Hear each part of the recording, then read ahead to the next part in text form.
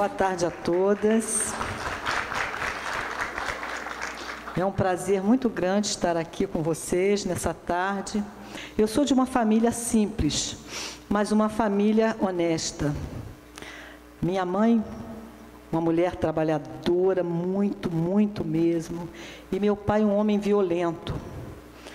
Ele não era um bom pai, nem era um bom marido, porque ele se achava dono da mulher, dono da minha mãe. E a minha mãe, tudo que ela fazia tinha que ser escondido dele. E ele era essa pessoa agressiva, eu cresci nesse lar agressivo. Mas naquele tempo, antes de conhecer a Dona Epe, à semelhança da minha mãe, eu precisava, e sou desse tempo, há mulheres aqui também desse meu tempo, que queriam uma libertação. E eu não fui diferente, ainda vendo esse exemplo todo na minha casa. Eu busquei trabalhar, estudar, muito nova ainda. E assim, estudando, trabalhando, ganhando meu dinheiro, meu sustento, muito jovem, eu sonhava com o que quase toda mulher sonha: casar, ter seus filhos, ter seu marido. E trabalhava num banco e surgiu uma pessoa. Naquela época eu tinha aquele namoradinho que, desde a adolescência, e tinha acabado com aquele namoro, e essa pessoa chegou no banco onde eu trabalhava e me olhou, e eu olhei para ele, e ele chegava assim para junto de mim, e eu me afastava, porque naquele tempo era um pouco assim, hoje é um pouquinho diferente. E até que eu perguntei a ele: escuta, você está querendo o que comigo? Está querendo me namorar, é? Ele falou: isso mesmo. Eu falei: então, meu filho, pergunta se eu quero. E eu então aceitei namorar, e quando menos eu esperava, ele chegou um dia e disse assim: eu quero me casar com você. Tive dúvida. Por final, cedi. Só que no dia do casamento, eu não queria mais casar. E olha, ele ficou muito chateado com isso. Não, agora você vai ter que casar. Tudo pronto, tudo arrumado, você vai ter que casar. E eu realmente casei. Casei, o tempo passou pouquinho e logo em seguida eu tive meu primeiro filho. Com 23 para 24 anos eu tive meu primeiro filho. Meu filho nasceu com um problema seríssimo, um problema de cardiopatia congênita grave. Doença muito difícil de ser curada, tetralogia de Fallot. Precisaria tirar muita coisa, e nem tirando o coração, fazendo um transplante não teria resposta, porque havia também uma transposição dos grandes vasos da base. Ele tinha, além disso, cianose. Era muito roxinho, tinha aquele dedo de baqueta. Já viram assim, aquele dedo bem largo? E eu fiquei assustada com aquilo. Toda criança vinha para a primeira mamada e o meu filho nada de aparecia. Até que eu descobri isso e fiquei torcendo que fosse somente um sopro, porque o sopro ele pode ser corrigido com o tempo. Mas nem isso era pior, e nem mesmo um transplante resolveria o problema do meu filho. Tive que esperar, eu e meu marido choramos muito mesmo, porque o filho também faz parte do sonho. Você casa com a expectativa de formar uma família. E eu ali sofri muito, porque muito jovem, queria muito esse filho e nada de poder nem amamentar o meu filho. Esperei que ele fizesse 4 anos para que ele pudesse fazer uma cirurgia paliativa, um Blalock, né? Tiraram assim uma veia do pulso e ligaram da cava ao pulmão para ele oxigenar, ter uma oxigenação melhor e daí ele sobreviver. Vou contar para vocês. Que coisa tremenda. Ele sobreviveu. Ele sobreviveu. A cirurgia foi feita por doutora Adib Jatene, em São Paulo. Eu, passando por essa situação, cuidando do meu filho, cuidando da minha casa, já não trabalhava porque eu tinha que cuidar muito dele.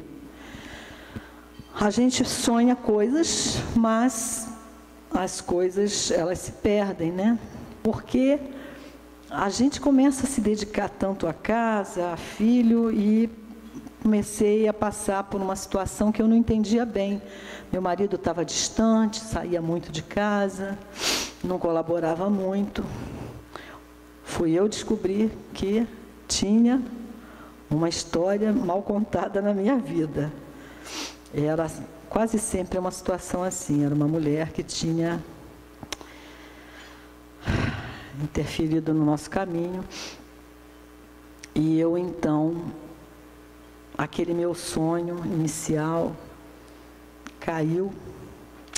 Fiquei muito triste com a história, porque eu me descobri uma mãe dedicada, uma mãe responsável, uma dona de casa, e eu fiquei muito triste com isso. E olhei para ele e disse assim, olha, seguinte, ele falou assim, me perdoa, eu não pensei em fazer nada disso. E eu creio nisso. Você me perdoa? Eu disse, não perdoei não. Falei, não perdoo mesmo. Nós morávamos nessa época no Espírito Santo.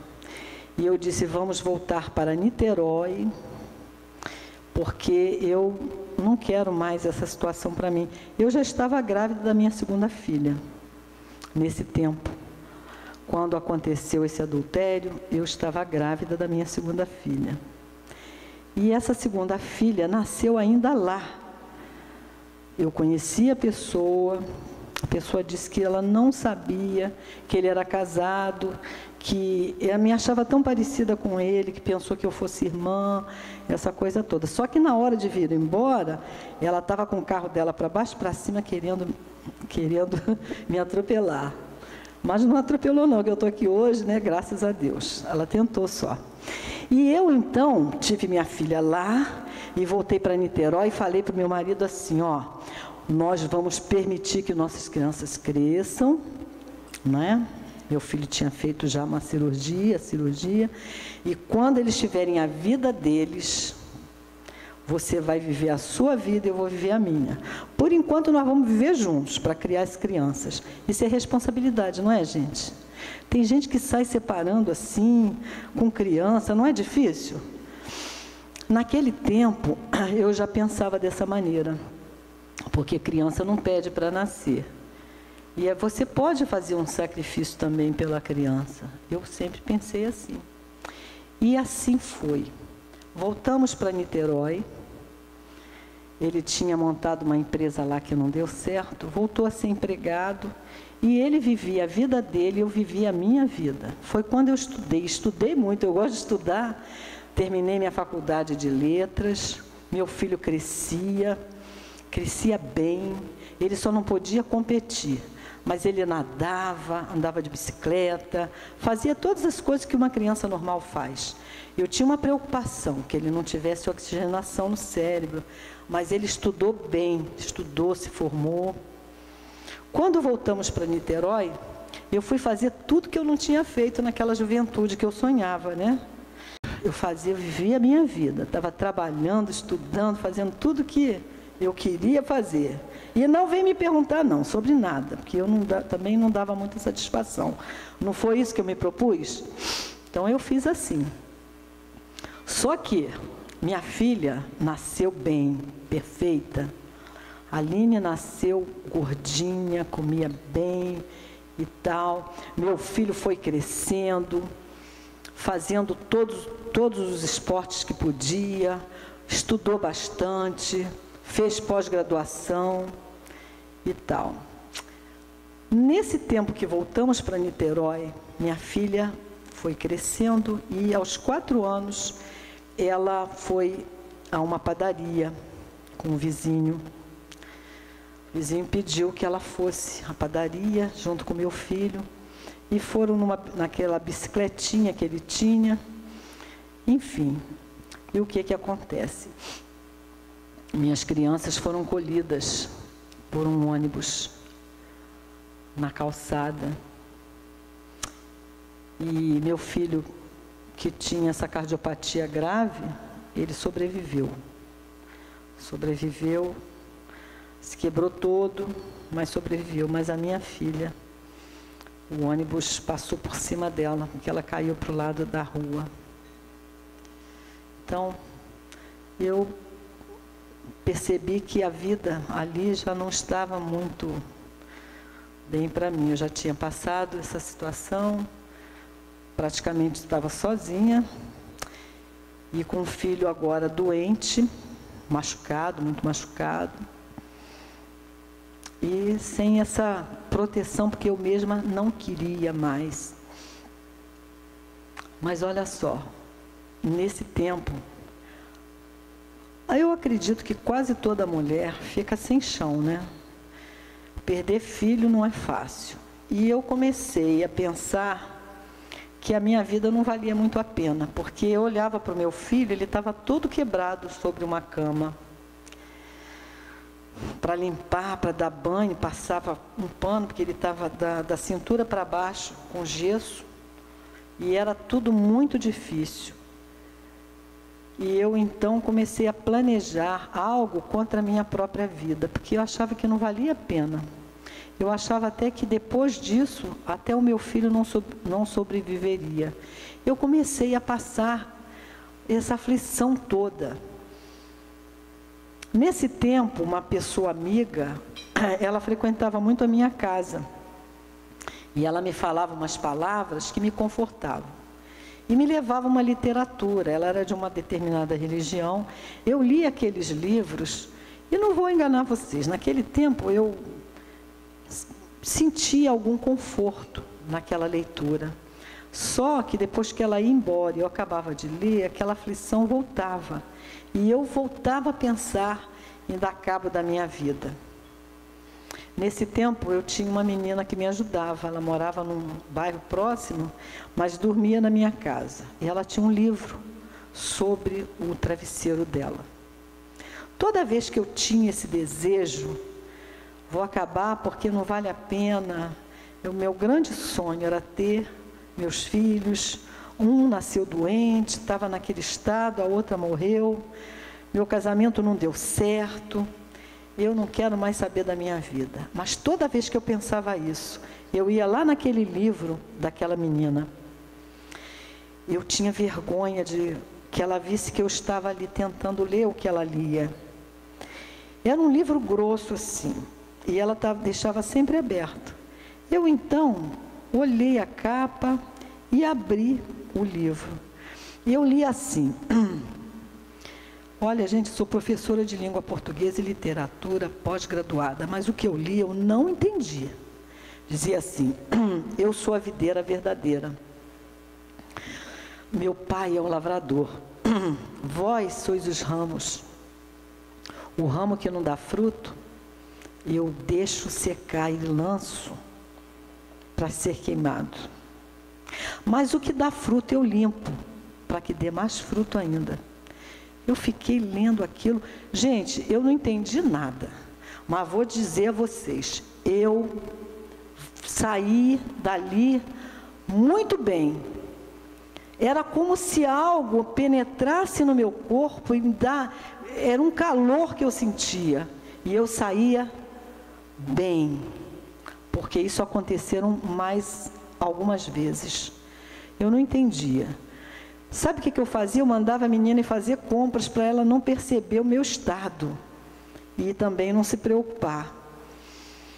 O tempo passou e essa mesma pessoa que ia à minha casa me dar uma literatura, ela também tinha perdido um filho num acidente de moto. Ela levava esses livros para mim. E ela sempre me falava de muitas vidas, eu não entendia bem. E ela tentava me ajudar daquela maneira, só que ela não me ajudava, porque quando ela saía da minha casa, a aflição voltava. E numa segunda vez que eu passei por isso, pensando de que maneira eu ia acabar, e olha, gente, é difícil acabar com a vida, hein? Eu vou dizer a vocês, acho que não acabei por covardia mesmo. Naquele tempo, depois eu sei por quê, porque senão não estaria aqui hoje, né? não estaria aqui. Na segunda vez, eu fui lá, aquele livro grosso assim, eu abri e li assim: eu sou a videira verdadeira, meu pai é o lavrador, vós sois os ramos. O ramo que não dá fruto, eu deixo secar e lanço para ser queimado, lanço ao fogo. Mas o que dá fruto, eu limpo, para que dê mais fruto ainda. E eu aí que não entendia nada, porque vejam só, quando eu ia para aquele livro, eu sentia como se tivesse uma força me levando até ali. E eu sempre que queria dar cabo da minha vida, planejei, comprei chumbinho, coloquei na minha casa, preparei meu filho, falei com ele muitas coisas. Houve uma terceira vez, quando eu chego naquele livro, mesma história. Eu sou a videira verdadeira. Meu pai é o lavrador. Vocês são ramos. O ramo que dá fruto, eu limpo para que dê mais. Mas o que não dá fruto, eu lanço ao fogo para que seja queimado. Gente, ali eu vi que não tinha uma coincidência, tinha algo mais. Porque não era só aquela leitura. Era a força que me levava até aquele livro. Era aquele calor que eu sentia dentro de mim. Do que será que se trata isso? E eu prestei atenção bastante, porque esse livro, eu tinha um igual, guardado dentro do meu armário. O tempo passou. O tempo passou. Eu não dei cabo da minha vida. Aí eu tenho a notícia mais uma vez, que havia uma outra situação semelhante. Era uma pessoa da firma, uma pessoa que estava lá trabalhando há algum tempo, era uma estagiária, e que foi crescendo, e que foi se apoderando, no final já era sócia da empresa, e estava lá tendo um caso com meu marido. Aí, bom, era meu marido, não tinha divorciado, né? Não, gente, estava morando na minha casa, não era muito chegado não, mas estava lá. Então, eu falei, bom, agora acabou mesmo, não quero mais saber disso. Meu filho, ó, vai embora. Está vendo aquela porta lá, ó? Vai embora. Quando eu fui convidada para ir a um jantar, alguém aqui já foi ao jantar da Dona Epe? Levanta a mão, por favor. Então, não deixem de ir não, tá, gente? Levem seus maridos. Vocês vão entender por quê. Eu liguei para o meu marido e falei para ele assim, escuta, você, pela lei, é casado comigo. Quero ir com você, que é meu marido. Já basta tudo que você fez comigo, então você tem obrigação de ir comigo. Olha só que petulância. E ele então falou assim, tá bom, eu vou. Depois ele me contou que falou assim, eu vou com ela lá. Tadinha, ela perdeu o filho, tá triste, não sei o que e tal. Aí, ele foi comigo. Mas, gente, sabe em que circunstâncias nós chegamos a uma situação muito caótica? Eu falei para vocês que eu tive 2 filhos, né? A Aline foi colhida, junto com meu filho Oliver, por um ônibus. E morreu. Nesse tempo que eu convidei meu marido, tinha acontecido um fato tremendo. Relatei para vocês que o meu filho sobreviveu, estudou, fez uma pós-graduação na Espanha. Não teve nenhum problema mais cardiológico, mas ele quis casar, ficou noivo. E nessa fase de noivado, ele era um pouquinho abaixo do peso. E esse abaixo do peso, hoje em dia as pessoas buscam muitas alternativas, e há muitas alternativas, mas ele resolveu usar anabolizante na academia onde ele foi malhar, para ficar mais forte e entrar na igreja mais forte. E ele não resistiu, ele veio a óbito. Ele veio a óbito. Então, meu segundo e único filho, meu marido fora de casa. Nesse dia eu olhei para o chão, não tinha chão. E eu pensei comigo mesmo, agora sim, acabou tudo. Acabou minha família, cadê a minha família? Meus filhos que eu sonhei não tenho. Meu marido não está em casa. Sumiu, foi embora, porque eu mesma mandei ele embora. E quando eu convidei o meu marido para ir a esse jantar, eu já tinha perdido meu filho, eu estava sem filho, e eu falei duro com ele, e ele falou, eu vou com ela sim, coitada, ela perdeu o filho, e ela não está... Vou fazer uma companhia a ela. Só que ele chegou lá e ele viu um ambiente diferente. Esse ambiente onde eu digo para vocês, tragam seus maridos, porque vale a pena. E eu comecei a entender tudo. Que nós podemos mudar a história da nossa vida a partir do momento que passamos a entender alguns chamados.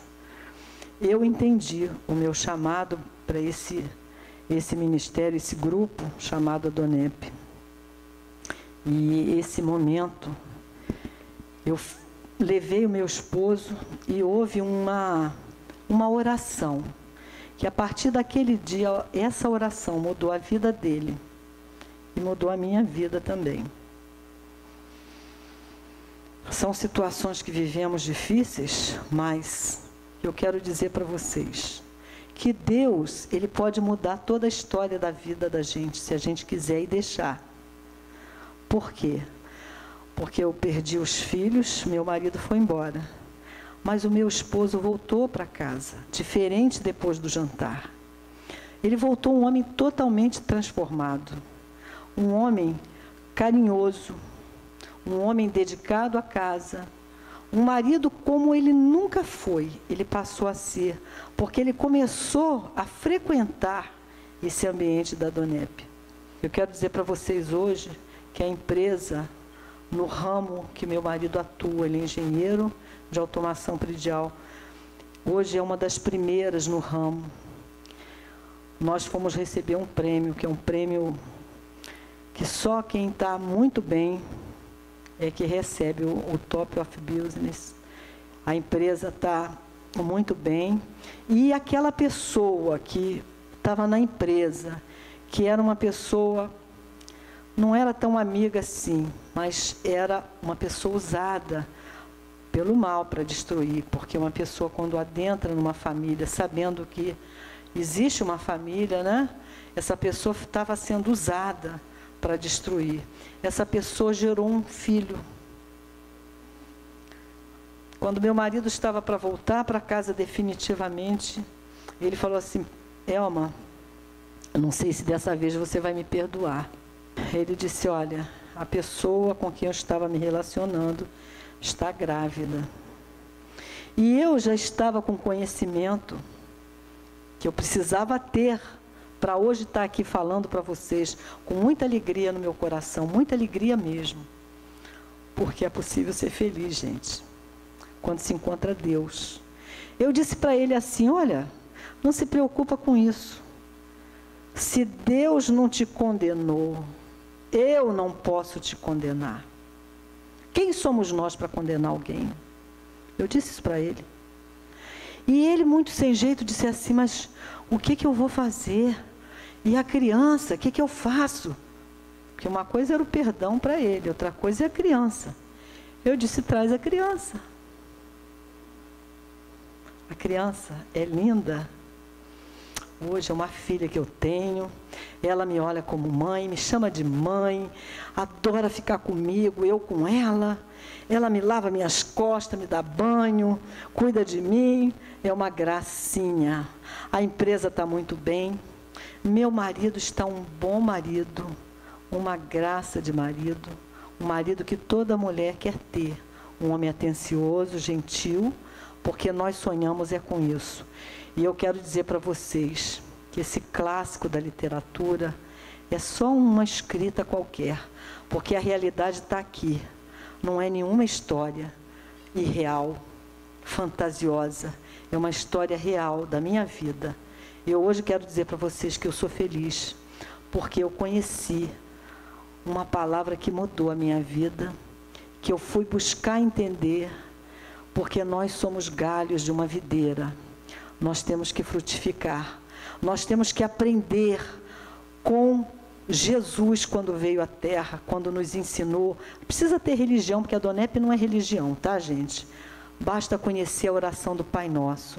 E eu creio que todas nós conhecemos a oração do Pai Nosso, que fala de perdão. E perdoa as nossas dívidas, as nossas ofensas, assim como nós perdoamos os nossos devedores. É na mesma proporção que nós perdoamos o outro que Deus nos perdoa. Gostaria que vocês se colocassem de pé e curvassem sua cabeça para que a gente possa fazer pensando no que está falando. Vamos repetir comigo, por favor. Querido Deus, eu chego a Ti, pedindo perdão pelos meus pecados, pelas minhas falhas, pelas minhas iniquidades, e quero nesse momento quebrar todo pacto, todo trato que eu ou alguém da minha casa tenha feito com o inimigo da minha alma até a 4ª geração. Eu te peço, Senhor, que o Senhor escreva o meu nome no livro da vida, para que eu possa ter a vida eterna. Amém.